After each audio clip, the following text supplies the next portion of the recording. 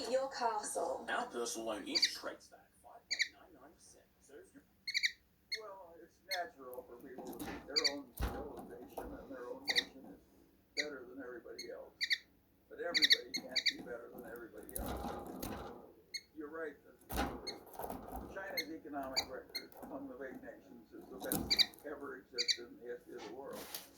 And it's interesting. A lot of people assume that since England led the Industrial Revolution and had free speech early, that free speech is required to have a booming economy as prescribed by Adam Smith. But the Chinese have proved you don't need free speech to have a wonderful economy.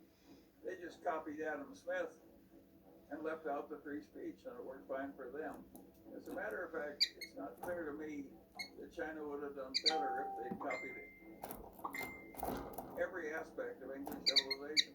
I think they would have come out worse because their position was so dire and the poverty was so extreme. They needed very extreme methods, totalitarian methods, if you will, to get out of the fix they were in.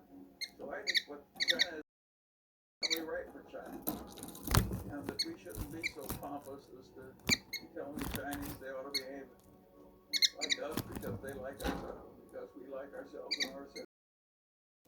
It's entirely possible that our system is right for us and their system is right for them. Warren Buffett's right-hand man, Charlie Munger, loves China. As you can see from his latest daily journal portfolio, he particularly fancies Alibaba. The troubled product and tech giant represents the third largest position in Munger's extremely big portfolio, at a market value of over $37 million. That's 17.6% of the whole portfolio. This video uncovers why Munger is going all in on Alibaba at a time when many of us look forward to uncertainty. First and foremost, Munger is a classic value investor. At the end of the trading day, he wants to hold high-quality companies that are underpriced below intrinsic or book value. Debate continues over if Alibaba is that high-quality company to invest in, but there's no denying that it's a high revenue generator. Alibaba is responsible for $1.2 trillion of gross merchandise volume per year. The company attracts over 891 million active annual customers on their various platforms in China. Alipay, an app that transfers money through digital payments, has more than 1.3 billion annual active users. To put that number into perspective, there were 186 million Twitter users in 2020. So we're talking over 9 times as many users as one of the most popular social media websites in the world. Has more than 80 million merchants and 2,000 partner financial institutions. Particularly in the case of Alibaba, they still pay, $4.5 billion of tax per year. And on top of that, every transaction made on their e-commerce outlets carries a tax in and of itself. In other words, Alibaba is a huge moneymaker for China right now. Not only does this obvious fact hold true for the present, but the future looks extremely bright as well. If we look at China's production abilities on the whole, the United States' own Congressional Budget Office estimated this year that China's economy would expand from 70% of the U.S. GDP in 2020 to 76% in 2025, and more than 85% in 10 years. NASDAQ's website goes one giant step further, predicting that China will become the largest economy by 2028, and its per capita income should rise by 50% from 2020 to 2025. CNBC reports that China's middle class is expected to expand to 55 million people in the near future. In other words, if China's future middle class was its own country, it'd be the third largest by over 150 million people. Why is that important? There are going to be an insane amount of citizens who are exposed to and directly impacted by Alibaba services every day. Many people, through either necessity or having expendable income, will use the products Alibaba offers at a rate that's hard to imagine. Consider not just the aspect of selling products, but Alibaba's impressive cloud potential. It has about 40% market share in the Chinese cloud infrastructure services as of Q1 2021. I think that's crucial to Alibaba's potential, because even if the global workforce returns to some level of normalcy, I think global eyes have been permanently opened to the efficiency of cloud technologies, which are in scale and demand, and I think will continue to do so in an increasingly digitized world. These factors spur tons of intrinsic value for Alibaba when viewed through bullish eyes.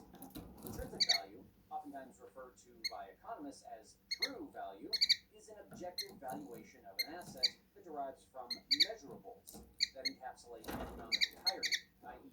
earnings, profitability, relevant economic conditions on a macro level and within the specific asset's sector, and business trends. About some of those numbers, which I'm sure attract Munger as an old school value investor. Of course, in years has grown its revenue at a compound annual growth rate of 60%, and free cash 7%. Free cash flow is how much money is available at the end of the business cycle from period to period. Focus on annual cash flows and overall performance of projects. Alibaba has the full ability to pay its expenses. The stock currently trades around the mid $100 price per share. Fresh years of Chinese restrictions. I've talked about this in other videos and will briefly touch upon it again. CNN's 50 stock analysts estimate a median price target 1 year from now over $260 per share, which is up over 70% from the making of this video. Munger certainly isn't the only super investor banking on that prediction coming true.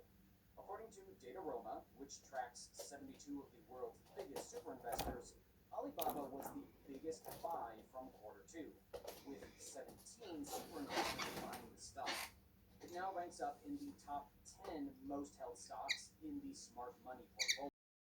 For instance, here's what millionaire value investor Manish Papadai thinks about Alibaba. It's an incredible business. There's the ecosystem and the moat and what they control and all of that. Look at the tailwinds in China. There's a lot to me to like, even more than the last year. Just because I think the tailwinds are so much stronger, and there's some serious value to it. Obviously, high-level investors are going to do their own intense fulfill their own needs. But at that level, we know many of these investors are close to each other and investing experts. So when someone like Charlie Munger, who's been Warren Buffett's right-hand man forever, makes such a strong declaration for a company, you can bet the house he is not doing so blindly or on wild principles nobody else follows. Of course, that doesn't stop those of us with far smaller bank accounts and influence from reasoning that there is way too much volatility stemming from regulation risks and lack of trust to invest in Alibaba right now. Even if we push China's feud and ensuing tight restrictions on Alibaba aside, there's the issue of even performance numbers. China doesn't even let United States auditors audit a Chinese national company. However, Alibaba maintains a pretty solid reputation, backed in investments by